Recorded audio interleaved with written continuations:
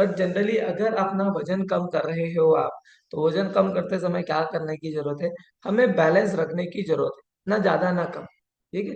तो आपकी डाइट में प्रोटीन की मात्रा, जितना आपका वजन है उतने ग्राम प्रोटीन चाहिए। आइडियली समझ लीजिए हमें दिन भर में प्रोटीन कितना चाहिए, तो जितना हमारा वजन होता है उतने ग्राम प्रोटीन, यानी 1 किलो के ऊपर 1 ग्राम प्रोटीन मिनिमम चाहिए। अगर आपका वजन 60 किलो है तो 60 ग्राम, 70 किलो तो 70 ग्राम, 80 किलो तो 80 ग्राम, इतना प्रोटीन चाहिए चाहिए कम से कम। अगर हम वर्कआउट करते हैं तो ज्यादा भी होता है।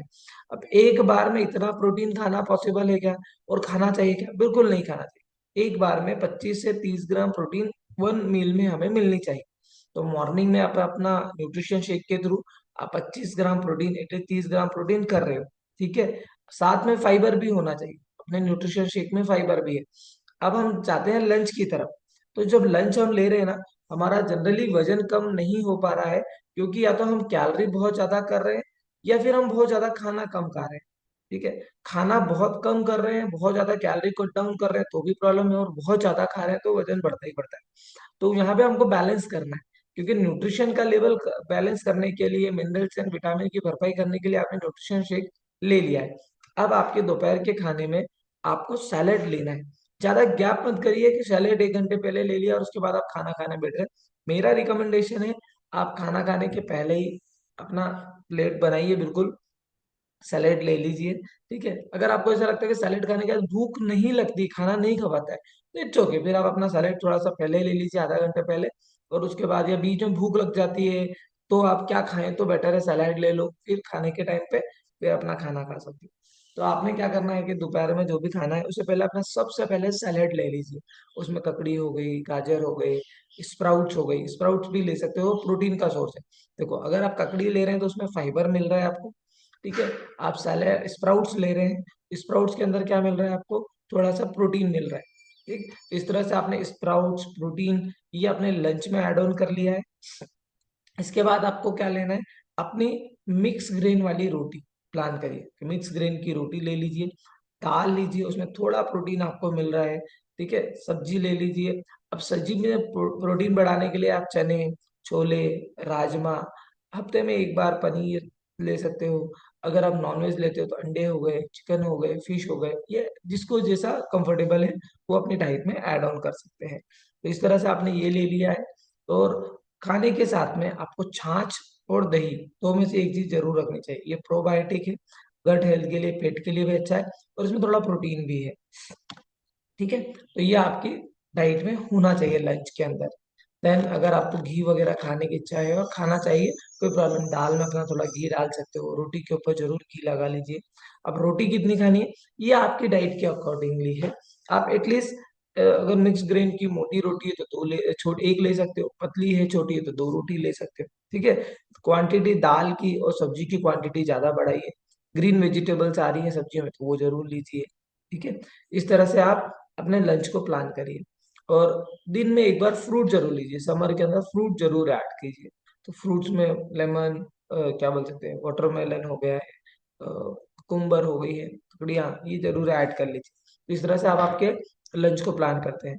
और डिनर में अगेन अपन न्यूट्रिशन शेक ले लीजिए। तो इस तरह से आपने क्या किया ना, मॉर्निंग इवनिंग में न्यूट्रिशन शेक लिया है, तो आपका करीब करीब 25 25 गुना 50 ग्राम प्रोटीन वहां से हो गया है। लंच में हमने सब्जियों के थ्रू, दही के थ्रू, या फिर अलग अलग स्प्राउट्स के थ्रू कितने 10 15 ग्राम प्रोटीन वहां से कर लिया है। तो 60 65 ग्राम प्रोटीन दिन भर में अपना हो पा रहा है। तो इस तरह से अगर आपने 50 से 60 ग्राम प्रोटीन भी लिया है, अब इससे वेट का क्या संबंध है ना, जब अपन प्रोटीन लेते हैं तो हमारा मेटाबॉलिज्म बढ़ जाता है। जब हम वजन कम करने जाते हैं, तो वजन कम करने में हमारी थोड़ी एक्सरसाइज होती है, हम थोड़ा डाइट करते हैं, थोड़ा वजन कम होता है। जब वजन जैसे जैसे कम होता है तो मेटाबॉलिज्म भी लो होता जाता है। जब हम डाइट कम करते हैं, कैलोरी कम करते हैं, खाना कम करते हैं, तो भी हमारा मेटाबॉलिज्म स्लो हो जाता है। तो हमें अपना मेटाबॉलिज्म बढ़ाना है। तो वजन ज्यादा बढ़ा के तो मेटाबॉलिज्म बढ़ाया नहीं जाना है। हमारा मेटाबॉलिज्म बढ़ना चाहिए हमारी फिजिकल एक्टिविटी के थ्रू और मसल्स इंक्रीज होने की वजह से।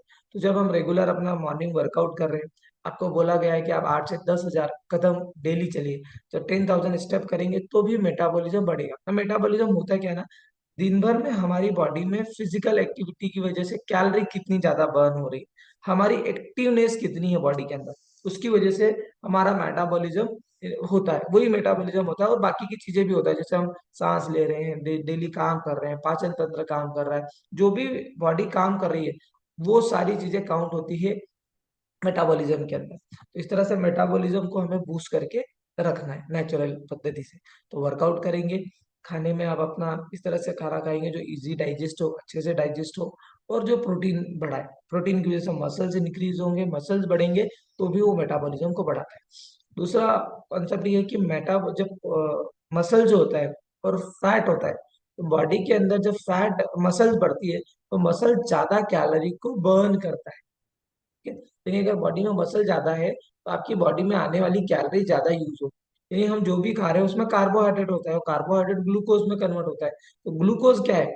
हमारे सेल्स का खाना है ना। मसल सेल्स को जब कार्बोहाइड्रेट मिलता है तो उसको यूज कर लेता है, शुगर को यूज कर लेता है। पर हमारी बॉडी में जब मसल्स कम होते हैं तो बॉडी के अंदर जो शुगर है वो स्टोर रहती है, और वो स्टोर्ड शुगर क्या है? हमारी बॉडी में फैट के रूप में जमा होती है, और हमारा वजन बढ़ता है या मोटे होते जाते हैं। तो इसलिए अगर मसल्स हम बढ़ा के रखेंगे तो हमारी बॉडी में कार्बोहाइड्रेट जब आता भी है तो बॉडी उसको यूज कर लेती है, नहीं मसल सेल उसको यूज कर लेता है। ठीक है, तो इसलिए डाइट में प्रोटीन बढ़ाने की जरूरत है, और वर्कआउट के थ्रू हमारे मसल सेल्स को स्ट्रॉन्ग बनाना है। क्योंकि जब प्रोटीन खाते हैं तो मसल शेप में कब आता है या स्ट्रॉन्ग कब बनता है? जब हम उसको यूज करते हैं। यूज करने के लिए क्या है? थोड़ा बहुत वर्कआउट करना चाहिए। तो इसलिए अगर आप 30 मिनट्स का वर्कआउट भी कर रहे हैं, 40 मिनट्स वर्कआउट कर रहे हैं, तो वो आपको हेल्प करता है मेटाबॉलिज्म बढ़ाने में, मसल्स को बढ़ाने में, और वेट लॉस के अंदर फैट को कम करने में। ठीक है, तो कंटिन्यू आपकी डाइट में सारी चीजों को बैलेंस करना है। अभी फ्रूट्स वेजिटेबल्स ऐड कर रहे हैं, हम ड्राई फ्रूट्स ऐड करते हैं, जिससे जो बॉडी की रिक्वायरमेंट है मिनरल्स एंड विटामिन की वो भरपाई हो पाती है। बाकी selenium, magnesium, chromium, iron, potassium जो भी हमें रेगुलर मात्रा में चाहिए वो हमारे न्यूट्रिशन शेक के थ्रू हम लेने की कोशिश कर रहे हैं। तो बी कॉम्प्लेक्स पूरा उसके अंदर मिल जाता है, B1 से लेके B12 तक है। देन बाकी आयरन, सिलेनियम उसमें आप देखेंगे, फॉलिक एसिड, बायोटीन, मैग्नीशियम, वो सब न्यूट्रिशन शेक के अंदर मिल रहा है। ठीक है, चलिए इससे संबंधित कोई क्वेश्चन है तो जरूर पूछिए आप।